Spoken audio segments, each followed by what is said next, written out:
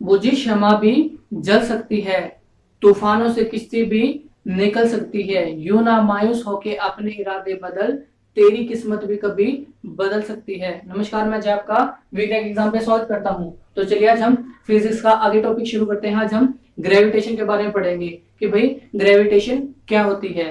देखिए, Newton law के according Newton law के अकॉर्डिंग जो है ये बोला गया है कि इस ब्रह्मांड में यानी इस यूनिवर्स में जितनी भी बॉडी है वे जो है आपस में एक दूसरे को अट्रैक्ट करती हैं।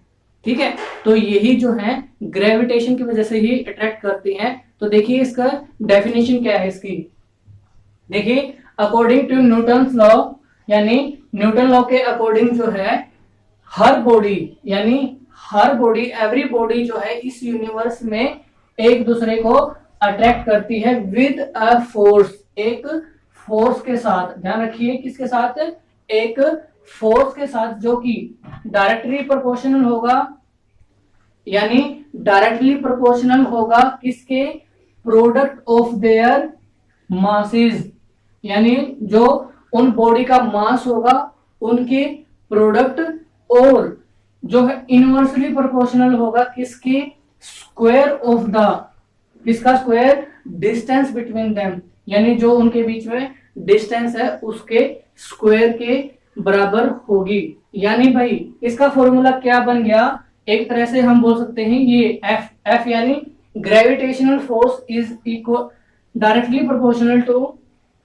क्या, जो ग्रेविटेशनल फोर्स होती है वो डायरेक्टली प्रोपोर्शनल होगी किसके, जो पहली बॉडी का मास होगा उसके और जो दूसरी बॉडी का मास होगा उसके, यानी ये दोनों प्रोडक्ट हो गए डिवाइड बाय, ये जो है इनवर्सली प्रोपोर्शनल होगा किसके, डिस्टेंस बिटवीन देम, किसके, जो दो बॉडी के बीच में डिस्टेंस होगा उनके स्क्वायर के, यानी हमने डिस्टेंस जो है डिनोट करा आर से, m1 और m2 ये क्या हो गया, मासेस। ठीक है, r क्या हो गया, डिस्टेंस। देखिए काफी इंपॉर्टेंट है ये फॉर्मूला, जो है पेपर में काफी बार आ चुका है कि ग्रेविटेशन का जो है, जो ग्रेविटेशनल फोर्स होती है उसका क्या फॉर्मूला होता है। तो देखिए ग्रेविटेशनल फोर्स का जो फॉर्मूला होता है वो होता है F is directly proportional to the product of mass of the body. कौन सी, जो दो बॉडी होंगी, जैसे कि मैं यहाँ पे खड़ा हूं और एक दूसरी बॉडी यहाँ पे खड़ी है, या फिर मैं यहाँ पे खड़ा हूं, या फिर ये बोर्ड ये है, ये भी एक तरह से बॉडी ही हो सकती है।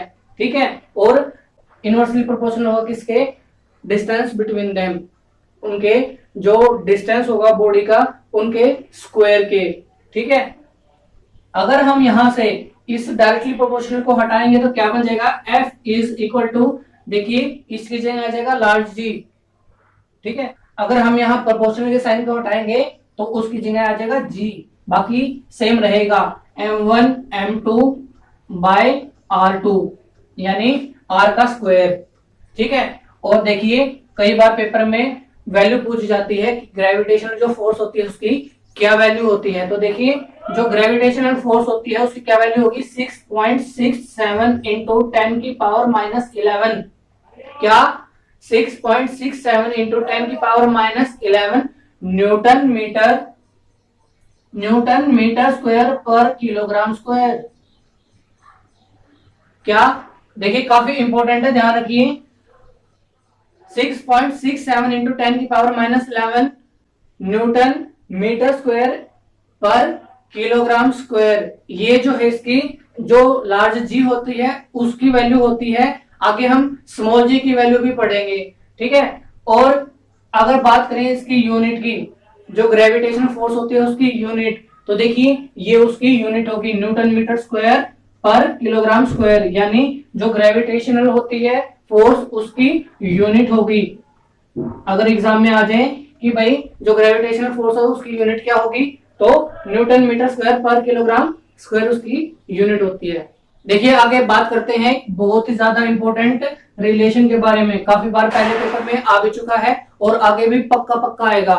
क्या, जो डिस्टेंस और ग्रेविटेशनल फोर्स होती है उसके बीच में जो है कई बार रिलेशन पूछा जाता है कि अगर हम डिस्टेंस को डबल कर दें तो ग्रेविटेशनल फोर्स पे क्या इफेक्ट पड़ेगा। काफी बार पेपर में आ चुका है, आगे भी जरूर आएगा कि अगर डिस्टेंस को डबल कर देंगे तो ग्रेविटेशनल फोर्स पर क्या इफेक्ट पड़ेगा। तो देखिए जो ग्रेविटेशनल फोर्स होगी वो जो है फोर्स से डिवाइड हो जाएगी, ठीक है। या फिर ये बोल दें कि अगर ग्रेविटेशनल फोर्स को जो है फोर्स से डिवाइड करें तो डिस्टेंस पर क्या असर पड़ेगा। तो देखिए डिस्टेंस जो है डबल हो जाएगा। एक रिलेशन ये हो गया। और दूसरा रिलेशन पूछा जाता है कि भाई अगर हम डिस्टेंस को जो है हाफ कर दें, अगर हम डिस्टेंस को जो है हाफ कर दें तो ग्रेविटेशनल फोर्स पर क्या इफेक्ट पड़ेगा। अगर हम डिस्टेंस को हाफ कर देंगे तो ग्रेविटेशनल फोर्स पर क्या इफेक्ट पड़ेगा। देखिए ये जो है 4 टाइम हो जाएगी, यानी ये 4 से मल्टीप्लाई हो जाएगी। बहुत ज्यादा इंपॉर्टेंट रिलेशन है कि डिस्टेंस को डबल करा तो ग्रेविटेशनल फोर्स से डिवाइड हो गई, या फिर डिस्टेंस को हाफ करा तो ग्रेविटेशनल फोर्स जो है फोर्स से मल्टीप्लाई होगी। बहुत ज्यादा इंपॉर्टेंट रिलेशन है, ध्यान रखिए, पेपर में जरूर आएंगे आगे भी।